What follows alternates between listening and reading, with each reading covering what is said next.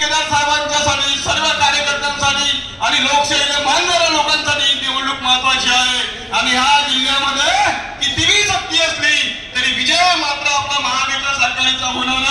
किती याचं पाठी विरोधातलं माणसं कधी वरतून कोणी आलं तरी आपला पराभव करू शकत नाही. पण या निवडणुकीत कापेल सुद्धा मतदान केंद्रावर मतदान करतो, त्या केंद्रावर का सुरू आहे, तिथं वोट आपल्याला किती भेटणार आहे याचा सुद्धा आपण अभ्यास करावा.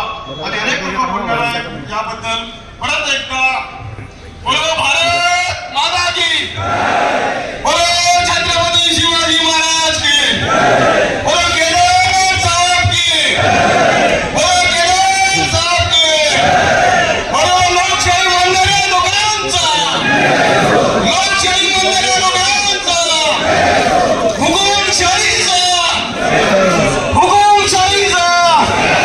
जय हिंद, जय महाराष्ट्र.